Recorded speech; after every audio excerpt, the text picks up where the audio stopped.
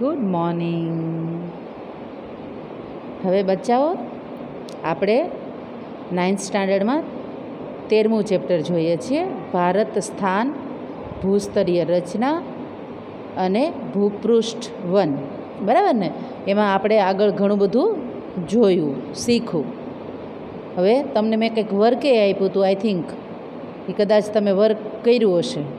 હવે હું તમને એક નવું વર્ક આપું છું. એ નવું વર્ક અત્યારે પીરિયડ શરૂ થાય છે ત્યાં જ તમે નોટ ડાઉન કરી લો કે નવું વર્ક એ છે કે તમારે તમારા ઘરે તમારે મેપની અંદર એક બ્લેન્ક મેપ લેવાનો અને એમાં તમારે દરેક રાજ્ય લખવાના છે.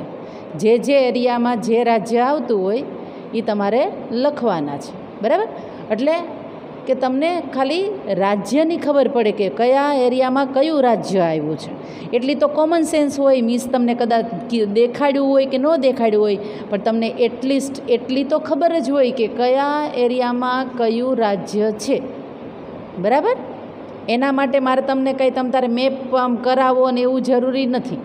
એટલે આ તમારી એક્ઝામ છે કે તમને શું ખબર છે કે કયા ખૂણામાં કયું રાજ્ય છે, મધ્યમાં કયું રાજ્ય છે, ઉત્તરમાં કયું છે, ડાઉન દક્ષિણમાં કયું છે, પૂર્વમાં કયું છે, પશ્ચિમમાં કયું છે. બરાબર? એ તમને જાણ થાય એટલા માટે તમારે મને દરેક રાજ્ય એ ટીક કરવાના રહેશે એક બ્લેન્ક મેપની અંદર.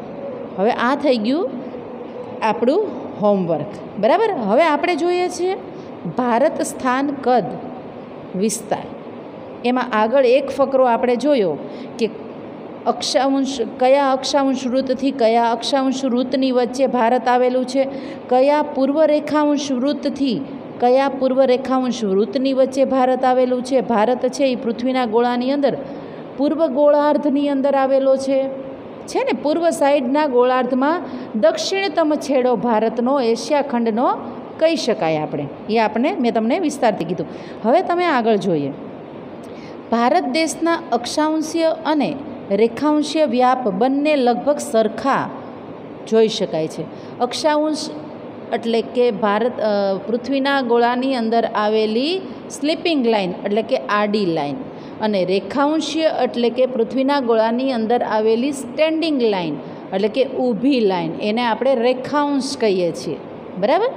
તો એમાં તો કે ભાઈ ઉત્તરથી દક્ષિણ એની લંબાઈ ઘણી બધી છે, કારણ કે ડિસ્ટન્સ જુઓ તમે કે ઉત્તરનો છેડો અને દક્ષિણનો છેડો, તો એ બેમાં ખાસો ડિસ્ટન્ટ જોવા મળે છે. તો એની લંબાઈ કેટલી છે? અંડરલાઇન કરજો બાળકો. તો કે ભાઈ 3214 કિમી એ ઉત્તરથી દક્ષિણનો એનો લંબાઈ કહી શકાય છે. તો એ જ રીતે આપણે તો કે ભાઈ પશ્ચિમથી પૂર્વમાં આપણે જોઈએ કે ભાઈ પશ્ચિમે ગુજરાતથી શરૂ કરી પૂર્વએ અરુણાચલ પ્રદેશ સુધીનો વિસ્તાર 2933 કિમી છે. આ અંડરલાઇન કરજો. તો ઓલો વધારે વ્યાપ જોવા મળ્યો, એ 3214 છે ઉત્તરથી દક્ષિણ, જ્યારે પૂર્વથી પશ્ચિમનો વ્યાપ ઓછો છે, કારણ કે વચ્ચેના સાંકડું જોવા મળે છે. બરાબર? તો 2933 કિમી એની લંબાઈ આપણે જોઈ શકાય. રેખાંશીય તફાવતને કારણે તેના પૂર્વ તથા પશ્ચિમે આવેલા દૂરના સ્થળોના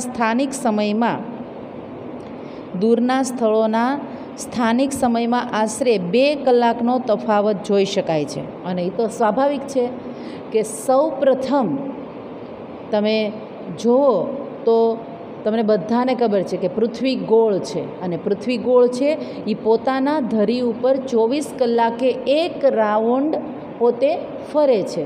હવે એ જ્યારે એક રાઉન્ડ ફરે છે ત્યારે સૂર્ય સ્થિર છે, સૂર્ય મુમેન્ટ્સ નથી કરતું. તો સૂર્ય સ્થિર છે અને પૃથ્વી રાઉન્ડ ફરે છે, તો એમાં સૂર્યની સામે જે આવે છે એરિયા, ત્યાં સવારનો સમય હોય, શરૂ થાય છે. એ સમય પછી, કારણ કે પૃથ્વી જેમ જેમ રાઉન્ડ ફરે છે એમ સમયમાં પરિવર્તન જોવા મળે છે. સવારે 5 વાગ્યા, 6 વાગ્યા, 2 વાગ્યા, 3 વાગ્યા, કારણ કે જેમ રાઉન્ડ ફરતી જાય એમ પૃથ્વીનો એ ભાગનો એરિયા છે એ સૂર્યથી દૂર જતો જાય. સૂર્યથી દૂર જતો જાય એટલે સમયમાં પરિવર્તન આવે. બરાબર? તો કે ભાઈ જે ડિફરન્સ આપણે જોઈ શકીએ કે સૌથી પહેલું ભારતની અંદર જે સૂર્યની સામે જે એરિયા આવે છે આપણો ભારતનો, તો એ છે અરુણાચલ પ્રદેશ, જે પૂર્વમાં આવેલું છે.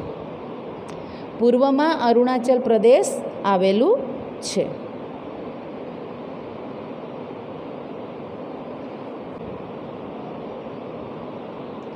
તો જો હવે બાળકો તમે મેપમાં દેખો, જો છે કે ભાઈ ઉત્તરથી દક્ષિણ એટલે કે જમ્મુ કાશ્મીરથી નીચેનો લાસ્ટ જે છે એ કન્યાકુમારી, એ વિસ્તારની વાત કરું છું. આમ તો ઇન્દિરા પોઈન્ટ આવે આપણો લાસ્ટ, બરાબર.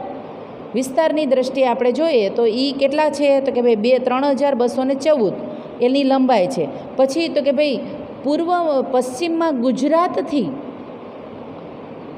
પશ્ચિમમાં ગુજરાતથી અરુણાચલ પ્રદેશનો એરિયા તમે જુઓ તો એ છે 2933 કિમી, બરાબર. તો આ થયું એનો તફાવત આપણે જોયો, બરાબર, કે કેટલો ડિફરન્સ છે બંનેના એરિયાની અંદર. તો હવે આપણે જોઈએ કે પશ્ચિમે આવેલા દૂરના સ્થળોના સ્થાનિક સમયમાં આશરે 2 કલાકનો તફાવત જોઈ શકાય છે, બરાબર. પશ્ચિમમાંથી પૂર્વના સમયમાં 2 કલાકનો તફાવત, કારણ કે સૌથી પહેલું કિરણ છે એ ઉગે છે અરુણાચલ પ્રદેશમાં, બરાબર.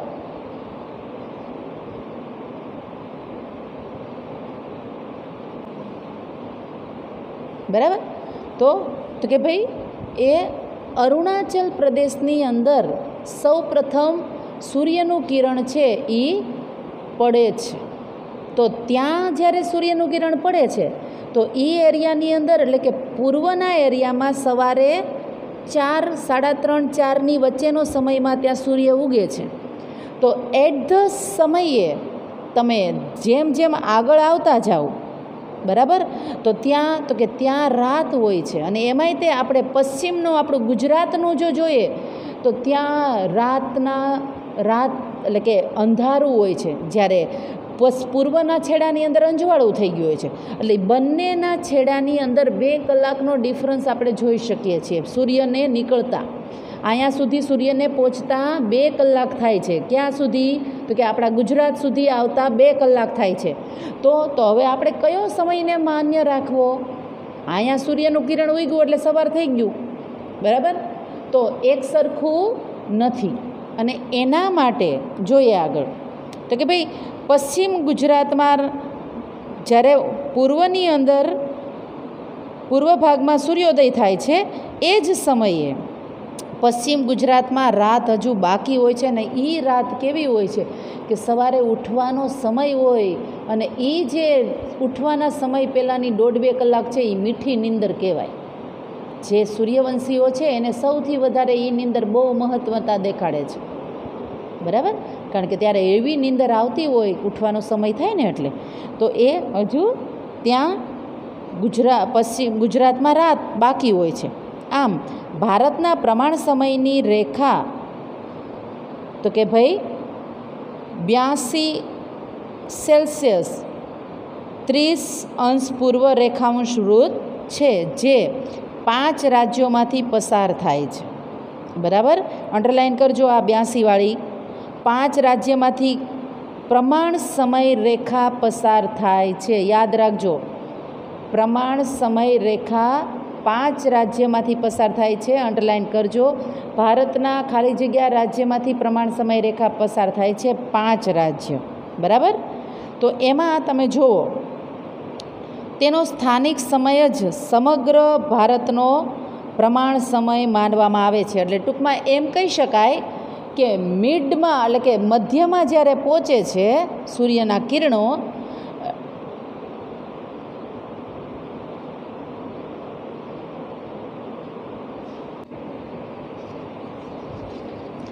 તો હવે આપણે એ સમયરેખાનું આપણે જોઈએ છે. તો કે ભાઈ પશ્ચિમ ગુજરાતમાં રાત હજુ બાકી હોય છે, જ્યારે આમ ભારતના પ્રમાણ સમયની રેખા એ આપણે જોયું, બરાબર. જેમાં 5 રાજ્યોમાંથી પ્રમાણ સમય રેખા પસાર થાય છે.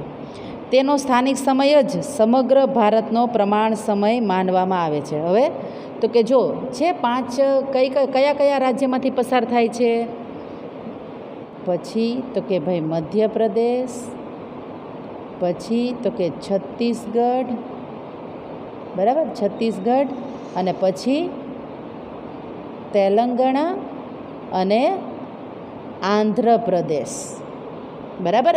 આ આપણા 5 રાજ્યમાંથી પ્રમાણ સમય રેખા પસાર થાય છે. તમારા મેપમાં તમે એ મેપ જોઈ શકો છો કે કઈ રીતે ડિસ્ટન્સથી કયા કયા રાજ્યને મેં લીધા છે, બરાબર.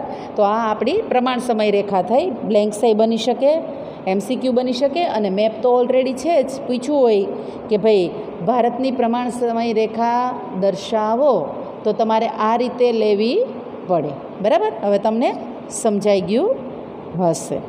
તો 5 રાજ્યમાંથી આપણી પ્રમાણ સમય રેખા પસાર થાય છે. પછી એમાંય ક્વેશ્ચન આવે દીકરા કે ભારતના પ્રમાણ સમય રેખા કયા કયા રાજ્યમાંથી પસાર થાય છે, નામ દર્શાવો, 1 માર્ક રોકડો. તો બાળકો, તમે પહેલાં મેપની અંદર મેં તમને અંડરલાઇન કરીને દેખાડ્યું છે. હવે તમે પાછળના પેજમાં તમે જુઓ, બરાબર. તો એમાંય તે ભારતનો આખો મેપ મસ્તીનો દેખાયો છે તમને, બરાબર. એમાં તમે જોઈ શકો છો કે ભાઈ પૂર્વથી પશ્ચિમનો કેટલા કિમીનો અંતર છે, પછી ઉત્તરથી દક્ષિણનો કેટલા કિમીનો અંતર છે, બરાબર. એ આખો આ મેપની અંદર તમે જોઈ શકો છો. પ્રમાણ સમય રેખા સરસ બતાડી છે, પણ એની અંદર રાજ્ય છે એ તમને ક્યાંય ટીક કરેલા નથી. એટલે મેં તમને જે દેખાડ્યા ને બાળકો, પહેલો મેપ મેં તમને દેખાડ્યો ને, એ મેપ છે એ સરસ હતો, કારણ કે એની અંદર મેં રાજ્ય લખેલા જ મેં તમને દેખાડ્યો હતો. જ્યારે અહીંયા તો કે આ બ્લેન્ક મેપ છે, એટલે તમને કદાચ આઈડિયા ન પણ આવી શકે, અને જો આવે તો ધી બેસ્ટ, બરાબર. ઓકે, તો હવે આપણે આગળ જોઈએ. ભારતનો કુલ વિસ્તાર એટલે કે ભારતનું ભૂપૃષ્ઠ એટલે કે કુલ ક્ષેત્રફળ, ગણિતની ભાષામાં કુલ ક્ષેત્રફળ, તો કે ભાઈ 32.87 લાખ ચોરસ કિમી છે, બરાબર. 32.87 લાખ ચોરસ કિમી એનો વિસ્તાર છે, અંડરલાઇન કરજો. અને ક્ષેત્રફળની દ્રષ્ટિએ એટલે કે વિસ્તારની એટલે કે જમીનની દ્રષ્ટિએ આપણે જો જોઈએ તો ક્ષેત્રફળની દ્રષ્ટિએ જોતાં ભારત વિશ્વમાં 7મા ક્રમે આવે છે. જમીનના દ્રષ્ટિએ ભારત કેટલામાં ક્રમે આવે વિશ્વમાં, તો કે 7મા ક્રમે આવે છે. જ્યારે વસ્તીની દ્રષ્ટિએ ભારત તો કે 2જા ક્રમે આવે છે. ભારત વિશ્વના ભૂમિભાગ ક્ષેત્રના કેવળ જેટલો વિશ્વનો ભૂમિભાગ છે એનો કેટલા ટકા ભાગ ભારત ધરાવે છે, તો કે વિશ્વના ભૂમિભાગ ક્ષેત્રના કેવળ 2.42% ભાગ ધરાવે છે, બરાબર. કેટલા ટકા, તો કે 2.42%. આ અંડરલાઇન કરજો, બરાબર. વિશ્વના જે 6 દેશો ભારતથી મોટા છે, કારણ કે ભારત વિસ્તારની દ્રષ્ટિએ 7મા ક્રમે છે, તો આગળના 6 એનાથી મોટા હોઈ શકે. તો કે ભાઈ ભારતનાથી મોટા 6 દેશોને તે અનુક્રમે આપણે જોઈએ તો સૌથી પહેલું તો કે રશિયા, અંડરલાઇન કરતા જાજો. આ 2 માર્કનો ક્વેશ્ચન છે. ભારતથી મોટા બીજા વિસ્તાર ધરાવતા દેશોના નામ જણાવો. રશિયા, કેનેડા, US, ચીન, બ્રાઝિલ અને ઓસ્ટ્રેલિયા, બરાબર. તો આ એ 6 રાજ્યો ભારતથી વિસ્તારમાં મોટા છે, ક્ષેત્રફળમાં મોટા છે, જમીનની દ્રષ્ટિએ મોટા છે. જો હું તમને જુદા જુદા સેન્ટેન્સથી કહું છું બાળકો, એટલે સમજજો, મારા શબ્દને પકડજો. એટલે તમે જ્યારે પણ મેં કોઈ ક્વેશ્ચન આવ્યો હોય તો તમે એ ભૂલ ના કરો, એટલે હું જુદા જુદા વર્ડ્સથી તમને એ સમજાવું છું, ડિસ્ટન્સ. તો આગળ હવે આપણે જોઈએ તો કે ભાઈ ભારતનો ભૂમિભાગ એશિયા ખંડની દક્ષિણ તરફ આવેલો છે, બરાબર. જો તમે આખો મેપ છે વર્લ્ડનો, એમાં તો કે જે એશિયા ખંડ છે આખું, બરાબર,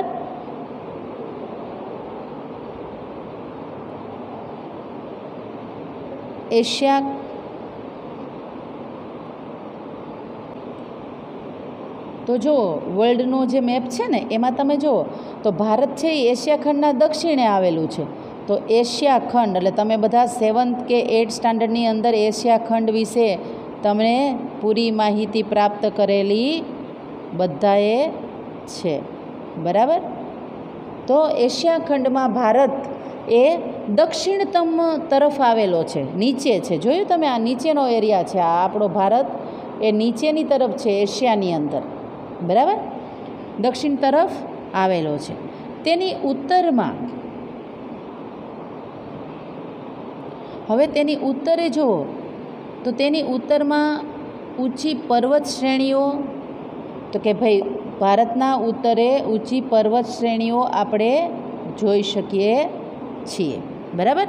પર્વત શ્રેણીઓ પછી સેંકડો કિલોમીટર લંબાઈમાં એ પશ્ચિમથી પૂર્વ દિશામાં પથરાયેલી છે.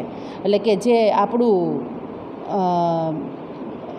હિમાલય છે એ પૂર્વથી, એટલે કે આ પશ્ચિમથી પૂર્વની અંદર એ બધા જ પર્વતોની શૃંખલાઓ ઘણા બધા કિલોમીટરની અંદર આપણે ઉત્તરે જોઈ શકીએ છીએ, બરાબર, પથરાયેલી છે. તેના કારણે તિબેટ તથા ચીન સાથે, તેના કારણે આપણે તિબેટ, એટલે કે અહીંયા આ તિબેટ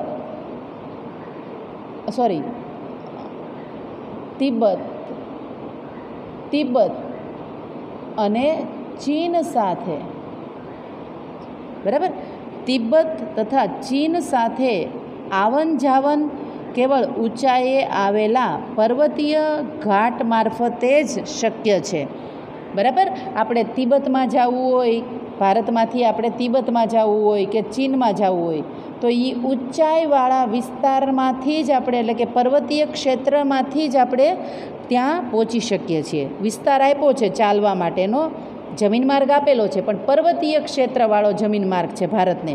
કારણ કે નીચે તમે જુઓ તો ભારતને આખું પાણીથી ઘેરાયેલું છે, એટલે અહીં ક્યાંય જમીન માર્ગ છે જ નહીં. જમીન માર્ગ છે તો એ ઉત્તરની અંદર છે, પણ ઉત્તરમાં શું તો કે પર્વતો આવેલા છે. તો આ પર્વતોમાંથી થઈને તિબેટથી, ભારતમાંથી તિબેટ, તિબેટમાંથી ચીન અવર જવર કરી શકાય છે. અને અત્યારે તમે જુઓ છો કે ભારતની બોર્ડરે જે ચીનવાળા છે એ ઘણા બધા પ્રશ્નથી આપણને ઘેરી લીધો છે. તિબેટવાળાને ફોડ્યા, પાકિસ્તાનને ફોડ્યું છે, અને શ્રીલંકાવાળાને તે જે ચીનવાળાએ ઘણા બધા એની સાઈડ લીધા છે. એટલે ભારતને અત્યારે ચારેય તરફથી ઘેરામણ કરેલું જોઈ શકાય છે. દક્ષિણમાં ભારતીય દ્વીપકલ્પની પૂર્વમાં, બરાબર, દક્ષિણમાં ભારતીય દ્વીપકલ્પ, એટલે દક્ષિણનો છેડો એટલે એ દ્વીપકલ્પ કહી શકાય છે. કારણ કે પાણીના ઉપરનો ભાગ આપણે જોઈએ છીએ કે જે ટ્રાયેંગલ એરિયા કહી શકાય છે. તો કે ભાઈ ભારતીય દ્વીપકલ્પની પૂર્વમાં બંગાળાની ખાડી, હવે ભારતીય દ્વીપકલ્પની પૂર્વમાં આ બંગાળાની ખાડી આપણે જોઈ શકીએ છીએ, બરાબર. તો ભારતના દ્વીપકલ્પીયના પૂર્વમાં ખાલી જગ્યા ખાડી ધરાવે છે, તો કે ભાઈ બંગાળાની ખાડી. તો પછી તો કે ભાઈ ભારતના પશ્ચિમમાં, તો કે ભાઈ ભારતના પશ્ચિમમાં અરબ સાગર આપણે જોઈ શકીએ છીએ, બરાબર. પશ્ચિમમાં અરબ સાગર છે અને પૂર્વમાં એ બંગાળાની ખાડી છે. ક્યાં તો કે દક્ષિણતમ છેડાની વાત કરું છું, દક્ષિણતમ છેડો એટલે કે નીચેના વિસ્તારની વાત કરું છું, હો બચ્ચા, બરાબર. તો એ પૂર્વમાં બંગાળાની ખાડી, પશ્ચિમમાં અરબ સાગર તથા દક્ષિણે, તો દક્ષિણે તમે જુઓ તો દક્ષિણની અંદર હિન્દ મહાસાગર આવેલો છે, બરાબર. એટલે ભારતને 3 સાઈડથી પાણીથી મસ્તીનો એરિયા ઢંકાયેલો જોઈ શકાય છે. પશ્ચિમે અરબ સાગર, બરાબર, પૂર્વમાં બંગાળાની ખાડી અને દક્ષિણે હિન્દ મહાસાગર, એમ 3 એરિયામાં પાણીથી ઘેરાયેલું જોઈ શકાય છે. આ સમુદ્રનો જળમાર્ગ તરીકે ઉપયોગ થાય છે, પહેલાંય થતો હતો અને આજે પણ થાય છે. જમીન માર્ગે માર્ગો પર્વતીય અવરોધોથી ઘેરાયેલા છે. જમીન માર્ગ છે એ પર્વતથી ઘેરાયેલા છે. ઉપર તમે જુઓ તો પર્વતથી ઘેરાયેલા આપણે જોઈ શકીએ છીએ. જમીન માર્ગ તો પર્વતથી ઘેરાયેલા છે ઉપરનો ભાગ, બરાબર.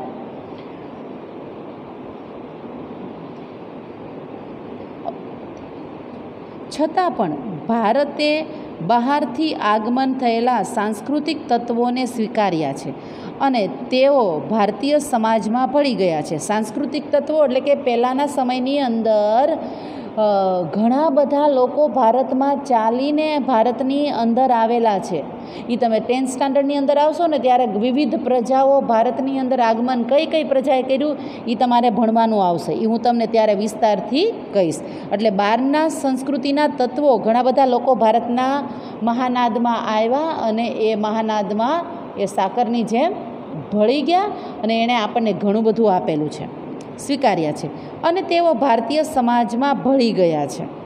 ભારત પૂર્વ ગોળાર્ધમાં મોક્કાનું સ્થાન ધરાવે છે.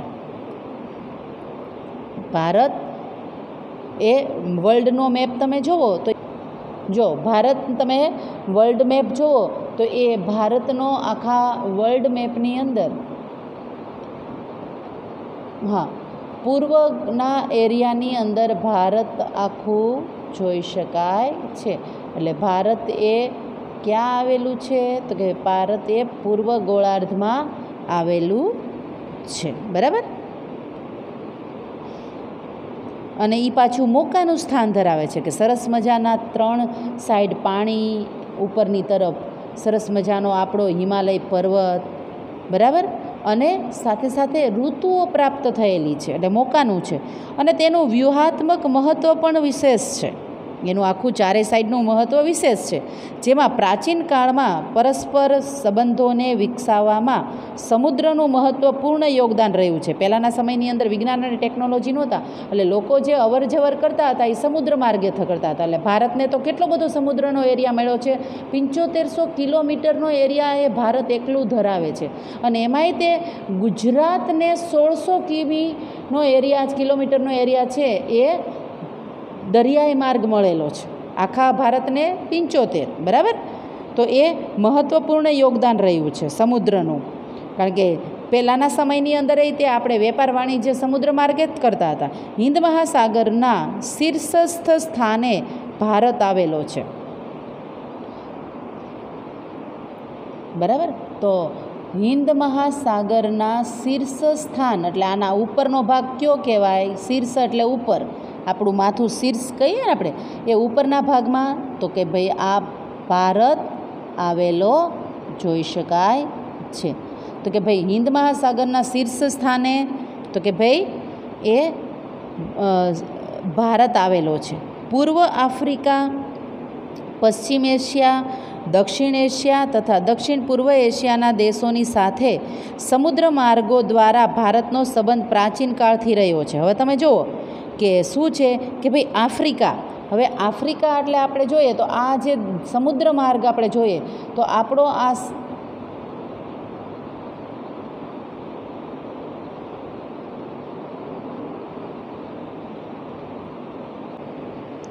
તો એ શીર્ષ સ્થાને ભારત છે, બરાબર. તો એમાં આપણે જોઈએ તો પૂર્વ આફ્રિકા કે જે આપણી બાજુમાં આવેલો આ જે આફ્રિકાનો ભાગ પૂર્વ કહેવાય ને, જેમાં આપણે કેમ આ પૂર્વનો ભાગ થાય એમ દરેકની દિશા હોય છે. એક નાનકડી એવી પેન હોય ને એની 4 દિશા હોય, નાનકડો એવો ચોકસ્ટિક હોય ને એની 4 દિશા હોય, તમારી પાસે શાર્પનર છે એની 4 દિશા છે. તો આફ્રિકાની તો પૂર્વ ભાગ હોય ને જેમ આપણો પૂર્વ ભાગ છે એમ, એટલે કે આફ્રિકા, પૂર્વ આફ્રિકા, પશ્ચિમ એશિયા એટલે પૂર્વ આફ્રિકા અને આ ભાગ થયો આપણો આ પશ્ચિમ એશિયા, આ પશ્ચિમનો એશિયા થયો, એશિયાનો ભાગ થયો પશ્ચિમનો ભાગ, બરાબર. એશિયા, હા બરાબર. એશિયા, દક્ષિણ એશિયા, પછી આપણે જોઈએ તો આ નીચેનો ભાગ જે છે એ દક્ષિણ એશિયા આપણે જોઈ શકીએ છીએ. દક્ષિણ એશિયા તથા દક્ષિણ પૂર્વ એશિયા તો કે ભાઈ દક્ષિણનો ભાગ પૂર્વ એશિયા એટલે આ પૂર્વનો ભાગ આપણે કહી શકીએ, બરાબર. પૂર્વ એશિયા ના દેશોની સાથે સમુદ્ર માર્ગો દ્વારા ભારતનો સંબંધ પ્રાચીન કાળથી રહ્યો છે. ટૂંકમાં એમ કહી શકાય કે ભારતને જે સમુદ્રના કારણે ભારત ટૂંકમાં પૂર્વથી લઈને ભારતનો જ પશ્ચિમ એરિયા, પછી તો કે ભાઈ આગળ ચાલીએ તો આફ્રિકા ને એ બધા જે કન્ટ્રીઝ છે તો એમાં સમુદ્ર આવેલા છે. તો એ સમુદ્રના માર્ગે ભારત પહેલેથી જ વ્યાપાર કરતું જોવા મળે છે. બરાબર. તો દક્ષિણે બરાબર. તો એ આફ્રિકા, પશ્ચિમ એશિયા, દક્ષિણ એશિયા તથા દક્ષિણ પૂર્વ એશિયાના દેશોની સાથે સમુદ્ર માર્ગો દ્વારા ભારતનો સંબંધ પ્રાચીન કાળથી રહ્યો છે. પરિણામે ભારતે આ દેશોની સાથે ઘનિષ્ઠ સાંસ્કૃતિક અને વ્યાપારિક સંબંધો પોતાના વિશિષ્ટ સ્થાનને કારણે વિકસાવ્યા છે. અને ભારતનું તો તમને બધાને ખબર છે કે મરી, મસાલા, તેજાના મલમલ, રેશમી, કાપડ, ગળી આ બધું પહેલેથી જ વિશ્વવિખ્યાત હતું. તો એના કારણે બહારના દેશમાં આની ડિમાન્ડ હતી અને એથી આપણો દેશ ઘણો બધો પ્રચલિત છે. હિન્દ મહાસાગરમાં કોઈ પણ દેશની તટીય સીમા ભારત જેવી નથી. ભારતના આ મહત્ત્વના સ્થાનને કારણે એક મહાસાગરનું નામ એટલે કે હિન્દ મહાસાગર તેના નામ પરથી જ રાખવામાં આવ્યું છે. એ જે નીચેનો એરિયા છે આપણો દક્ષિણનો જે સમુદ્રવાળો, એ એટલો વિસ્તાર મોટો છે કે જેને મહાસાગર છે. એ મહાસાગર છે એટલે આપણા જ દેશનું નામ, કારણ કે શીર્ષ સ્થાને આપણે છીએ એટલે આપણા જ દેશના નામ ઉપરથી આ મહાસાગર, 4 મહાસાગરો આવેલા છે, એમાંનો એક મહાસાગર આપણા ઘરના આંગણે રમે છે એમ કહી શકાય. કયો? તો કે હિન્દ મહાસાગર. તેના ભારતના હિન્દુસ્તાન ઉપરથી જ એનું નામ હિન્દ મહાસાગર રાખવામાં આવ્યું છે. તો બાળકો, તમને હું મેપ કરાવતી જાઉં છું સાથે, એટલે તમે સમજતાય જાઓ છો, પણ છતાંય તે તમે જ્યારે આવશો ત્યારે હું વિસ્તારથી તમને પાછું મેપમાં થોડું સમજાવીશ, એટલે મૂંઝાતા નહીં કોઈ. બરાબર. તો આપણે આપણું આ ચેપ્ટરનો આટલો આ જે લેક્ચર છે એ અહીં સુધી રાખીએ છીએ. મેં તમને અગાઉ જ આપી દીધું છે મારું વર્ક. બરાબર. ઓકે, બાય, ટેક કેર, સ્વસ્થ રહો, મસ્ત રહો. અને બાળકો ખાસ હમણાં ધ્યાન રાખજો, પરિસ્થિતિ દિન પ્રતિદિન કફોડતી જાય છે, એટલે પ્લીઝ બહારનું ખાતા નહીં અને ઘરે રહેજો. Okay, by.